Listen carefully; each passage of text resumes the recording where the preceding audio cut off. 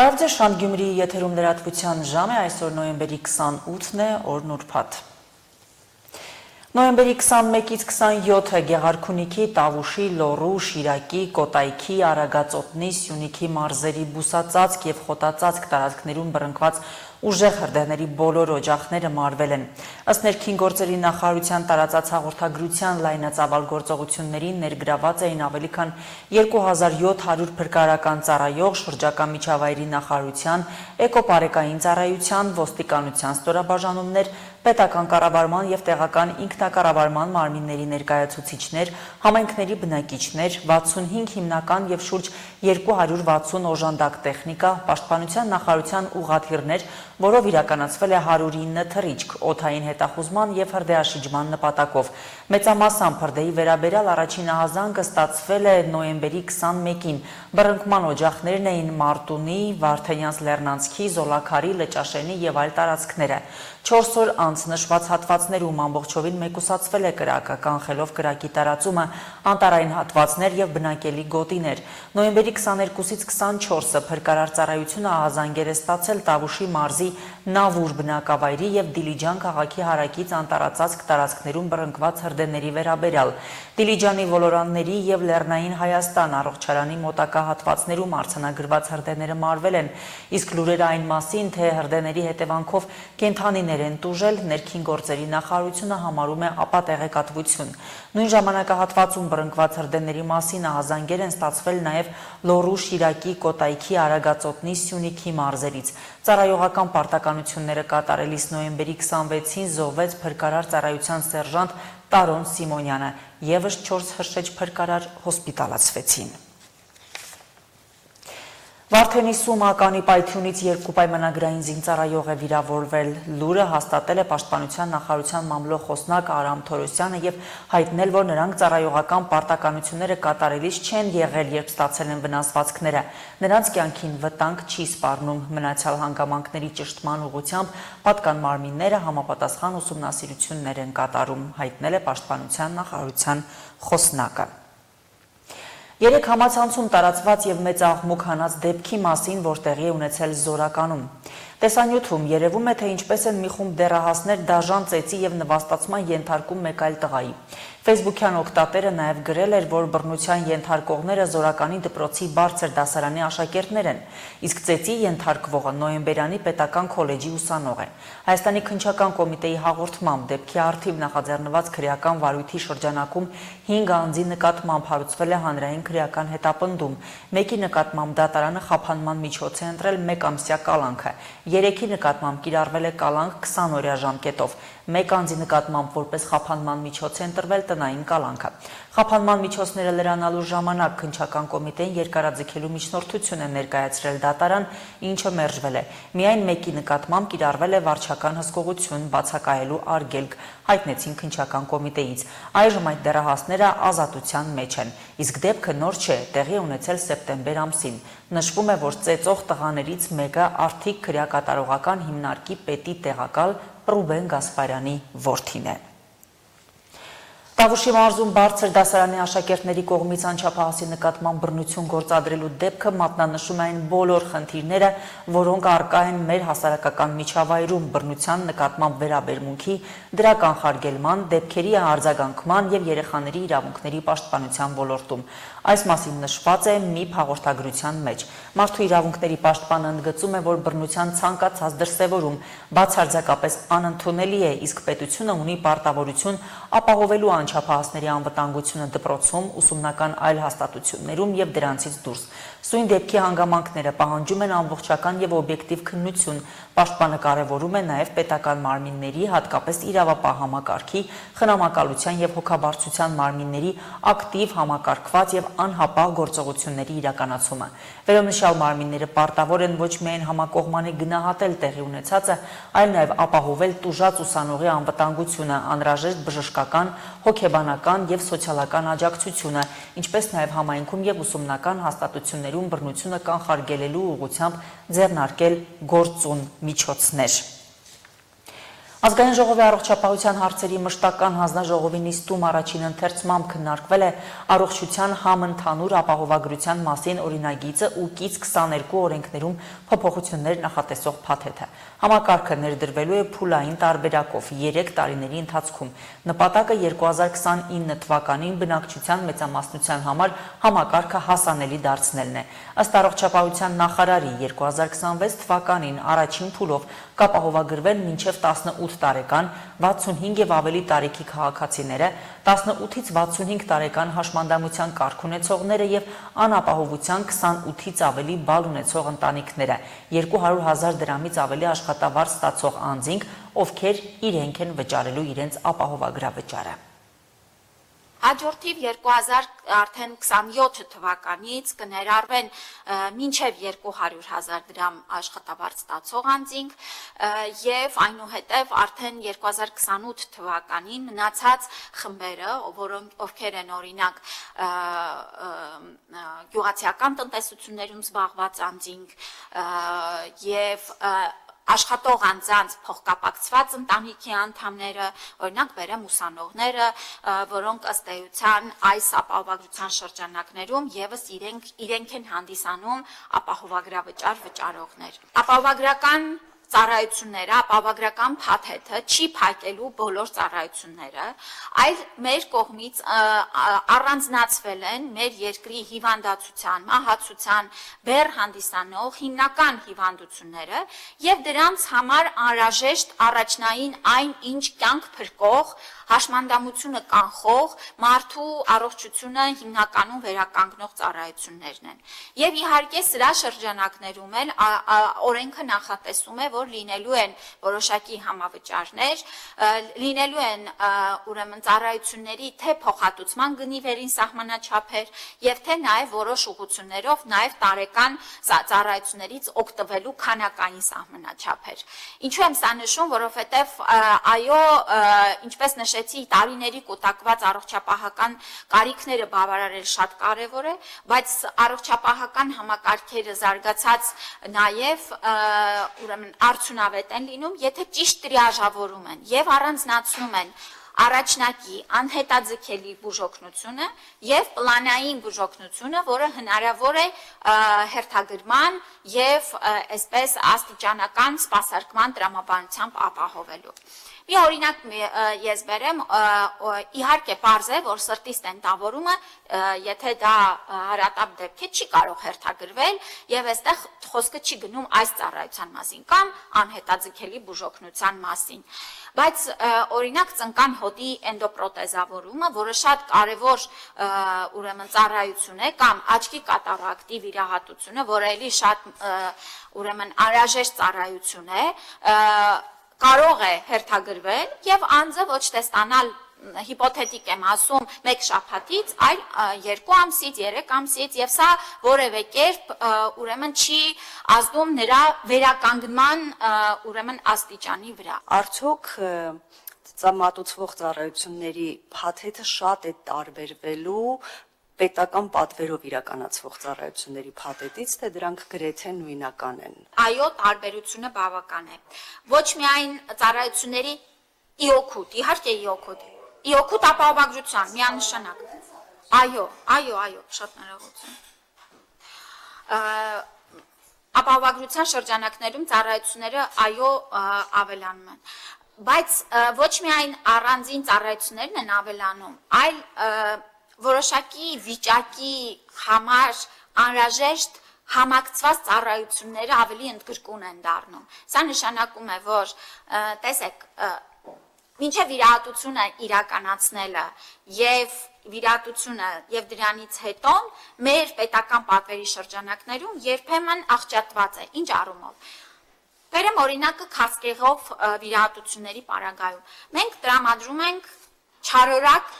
նորագոյացության, վիրահատության արժեքը, բայց մինչև որ կհաստատվի, որ դա չարորակ նորագոյացություն է, ըստ էության մինչ դա հետազոտությունները անձը իր հաշվին է իրականացնում։ Եվ այստեղ էլ շատ դեպքերում անհասկացողություն է տեղի ունենում, երբ որ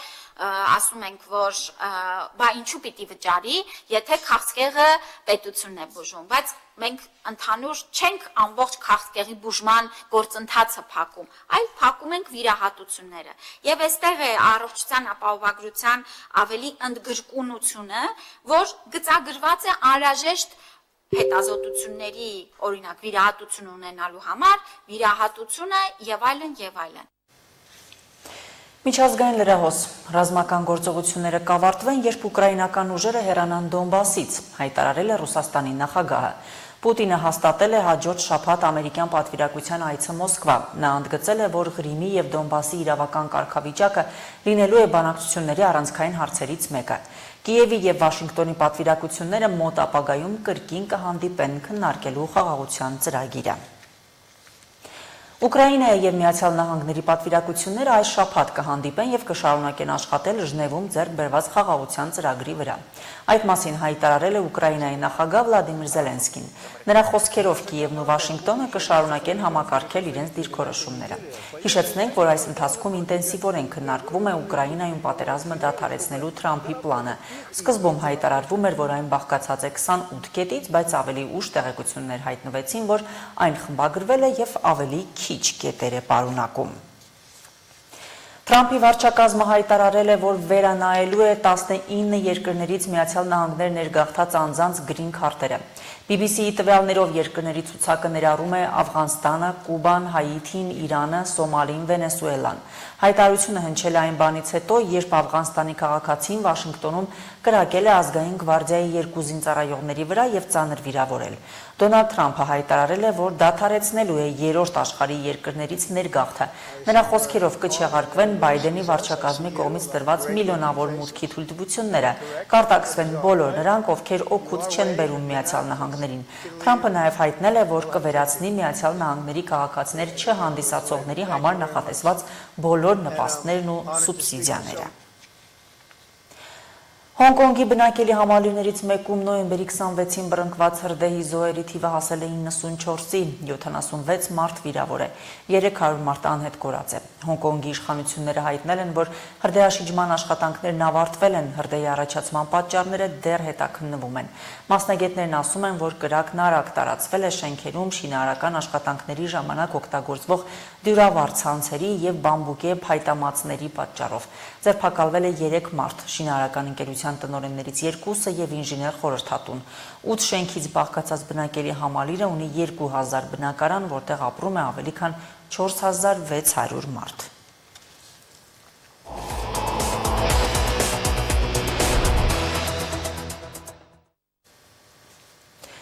Գյումրիի 2026 թվականի բյուջեն 2025-ի նկատմամբ ավելին է 17%-ով։ Այս մասին այսօր հայտնել է Գյումրիի քաղաքապետարանի ֆինանսատնտեսագիտական բաժնի գլխավոր մասնագետը հաջորդ տարվա բյուջեի մասին նախագծի հանրային քննարկման ժամանակ։ Բյուջեում ավելացումը մասնավորապես պայմանավորված է պետբյուջեից հատկացվելիք դոտացիայի ավելացմամբ։ Ներկայացվել են նաև սեփական եկամուտների չափը եւ նախատեսվող ծախսերը, որտեղ ներառված են նաև վարկային ու դրամաշնորհային ծրագրերում պարտավորությունները։ Նախատեսվում է հաջորդ տարի մինչև 20%-ով ավելացնել քաղաքապետարանի եւ քաղաքապետարանի ենթակա կառույցների աշխատակիցների աշխատավարձը։ 2026-ի բյուջեի հիմքում 2025-2029 թվականների համայնքի զարգացման հնգամյա ծրագիրն է։ Դրանում ամրագրված անելիքներն ու պահանջվող ծախսերը։ Հանրային քննարկման մասնակիցները քաղաքի գլխավոր ֆինանսական փաստաթղթի շուրջ իրենց դիտարկումներն ու առաջարկները կարող են ներկայացնել քաղաքապետարանը։ 2026 թվականի եկամուտները կազմել են 7 միլիարդ 582 միլիոն 105 500 դրամ, որտեղ սուբվենցիաները դեռևս ներառված չեն։ 2026 թվականի սեփական եկամուտները կազմել են 3 միլիարդ 128 միլիոն 827 800 դրամ, որը 2025 թվականի սեփական եկամուտներից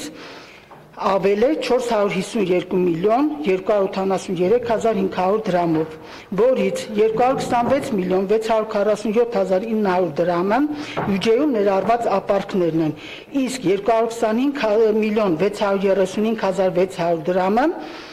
ավելացվել է հիմք ընդունելով բազաներում արկա տարեկան ելակետային տվյալները։ Սա բանասեփական եկամուտները, ինչպես գիտեք, նաև մուտքերում ներառված է պետության կողմից տրված համահարտեցման սկզբունքով տրված դոտացիան, որը կազմել է 4 միլիարդ 453 միլիոն 277 հազար 700 դրամ։ Դոտացիան ավելացել է նախորդ տարվա համեմատությամբ 437 միլիոն 787 հազար 300 դրամ։ 24-25 թվականների բյուջեն, որը որ մնացել էր, չէ՞, չէր ծախսվել, այդ գումարը ինչ ուղղություն է ունենալու։ Փոխհատությունը լինելու է նույնը, փոփոխական չեն լինելու, այսինքն փողոցների հիմնանորոգմանը։ Նախ մենք ունեինք 20 փողոցներ մնացած, 18 փողոցներ մնացած, դրանք բոլորը ուղղվելու են այդ փողոցների հիմնանորոգման աշխատանքներին։ Աշակերտների փոխանակման «Իմ կյանքը համայնքում» ծրագրի հերթական փուլն է ավարտվել, որի ամփոփիչ միջոցառումը տեղի է ունեցել Գյումրիի թիվ 41 հիմնական դպրոցում։ Մեկ շաբաթ տևած ծրագրի ընթացքում Հայաստանի տարբեր մարզերի և Երևանի 27 դպրոցների աշակերտներ մեկ շաբաթում հյուրընկալվել են տարբեր համայնքներում, համայնքների դպրոցներում մասնակցել դասերի և հյուրընկալվել ընտանիքներում։ Ծրագիրը, որն իրականացնում է Կզնակը, Կրթության զարգացման և նորարարության ազգային կենտրոն հիմնադրամը, թույլ է տալիս երեխաներին բացահայտել համայնքային կյանքի առանձնահատկությունները։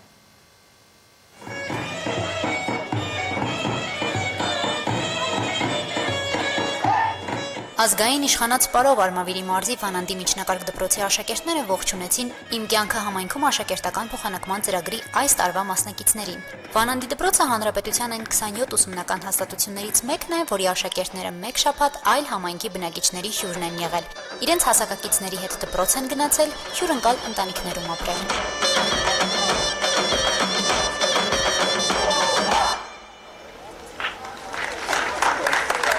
Մենք գնացել ենք նոր Երզկա, Արագածոտնի մարզ, մեզ հիմնականում այդ ծրագիրը շատ է դուր գալիս, որովհետև մենք ձեռք ենք բերում նոր ընկերներ, լավ շրջապատ, մեր գիտելիքը ավելանում է, մեզ նաև դուր է գալիս, որ ուրիշ գյուղերից կամ ուրիշ մարզերից մեզ մոտ են գալիս և մեր մշակույթով հետաքրքրվում են։ Հայրենաճանաչման, փորձի փոխանակման և համագործակցության հարթակ ապահովելու համար կյանքի կոչված ծրագիրը արդեն 4-րդ տարին է միավորում է Հայաստանի տարբեր մարզերի աշակերտներին, նրանց միջոցով բացահայտում բնակավայրերի առանձնահատկությունները։ Միջավայրին ինտեգրվելու լավագույն միջոց են Հայաստանի հյուսիսից հարավ մարզերում գտնվելը և հատկապես հյուրընկալ ընտանիքներում մեկ շաբաթ մնալը։ Մասնակիցների ոգևորությունն ու տպավորությունները այդ մասին են վկայում։ Սկզբից շատ էի վախենում, որովհետև դե գնալու եմ ուրիշ միջավայր, հետաքրքիր էր ծանոթանալ եւ առաջին անգամ ես գնացի Աբովյանի համար երկրորդ դպրոցը, շատ մեծ դպրոց էր, շատ հիասքանչ դպրոց էր, այնտեղ ծանոթացանք եւ ձեռք բերինք շատ ընկերներ։ Մեր դպրոց եկել են երկու աշակերտուհիներ Էլիբանաձորից, Սիլվան եւ Այդան, նրանք մասնակցել են ազգային երկուպարի խաղողի ծեսին։ Մենք գնացել ենք ակադեմիական քաղաք 4 աշակերտներով, գնացել ենք Ստեփան Զորյանի տուն թանգարան, գնացել ենք Հաղարծին, որի կողքին կա այրված մի մեծ ծառ, մեզ այդ ծառը շատ դուր եկավ։ Մեկնարկած ճանաչողական այցերն ու մշակութային արժեք ներկայացնող վայրերի բացահայտումը հնարավորություն են տվել տեսնել այն, ինչ սովորաբար մնում է համայնքների ներսում, չբացահայտված։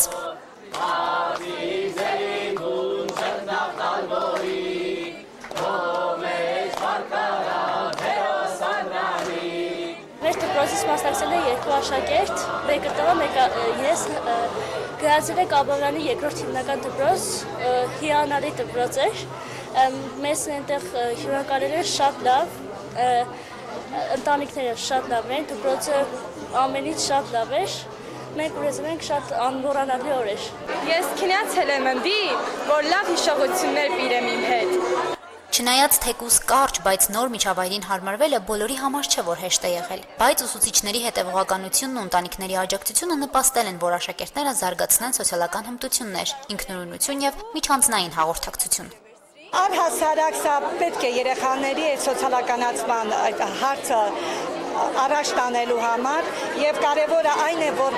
նույն ծնողներն են մտերմանում։ Այստեղ հարցը միայն տնօրենները չեն, այստեղ ընտանիքներն են իրար հետ մտերմանում, բարեկամանում են եւ մինչ այսօր կապ են հաստատում իրար հետ։ Ամեն տարի մասնակցում ենք ծրագրին մեծ ոգևորությամբ, մեծ տպավորություններով։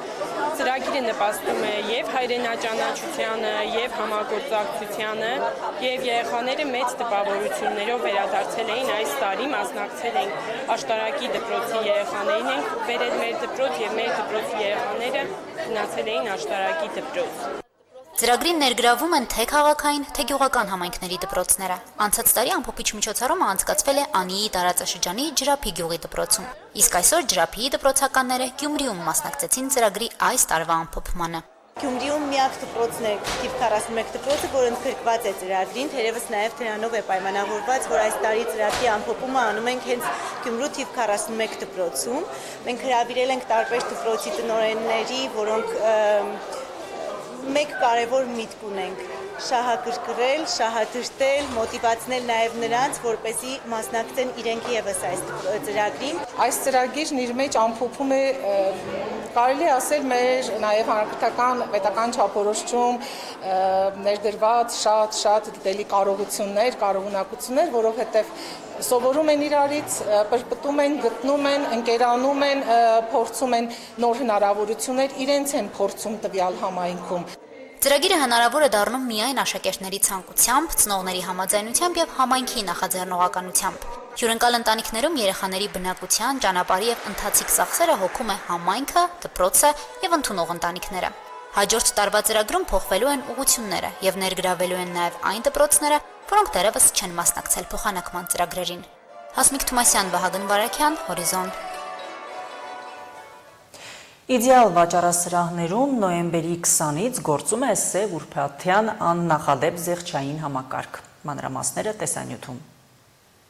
Որակի և վստահության խորհրդանիշ դարձած իդեալ համակարգում նոյեմբերի 20-ից մեկնարկել է Սև Ուրբաթը։ Մինչև նոյեմբերի 30-ը բոլոր խանութ սրահներում գործելու են հատուկ արժեքներ սալիկների, լամինատների, դռների, կաթսաների, պաստառների և լոգասենյակի կահույքի համար։ Իդեալ համակարգը շարունակում է առաջարկել որակյալ ու նորարարական լուծումներ, ապահովելով հարմարավետ գնումների պայմաններ, ինչպես նաև կգործի աննախադեպ առաջարկ։ Ներկայումս մեր հաճախորդները հնարավորություն ունեն նաև ձեռք բերել իդեալ համակարգում առկա ամբողջ տեսականին 24 ամիս առանց որևէ տոկոսադրույք վճարելու ապառիկ տարբերակով։ Այսինքն հաճախորդը կարող է գալ խանութ սրահ, ընտրել այն բոլոր ապրանքները, որոնք որ իրեն անհրաժեշտ են իր բնակարանի վերանորոգման համար, ձևակերպել ապառիկը տեղում եւ 2 տարի շարունակ ոչ մի տոկոս չի վճարելու։ Սև Ուրբաթի շրջանակներում այս առաջարկը բացառիկ է 24 ամիս անտոկոս ապառիկ։ Արդեն 28 տարի իդեալ համակարգը հաճախորդների վստահ ընտրությունն է։ Նրանք հստակ գիտեն, որ այստեղ գտնում են եւ որակյալը, եւ մատչելին։ Ինչպես նաև փորձելով ապահովել հաճախորդների համար առավելագույնս հարմարավետ պայմաններ, իդեալ համակարգի բոլոր խանութ սրահները նոյեմբերի 28-ին, 29-ին եւ 30-ին կաշխատեն մինչև 22:00-ն։ Իդեալ համակարգը այն վայրն է, որտեղ որակը հանդիպում է հուսալիությանը։ Միշտ էլ մատչելիակներ է եղել, շատ լավ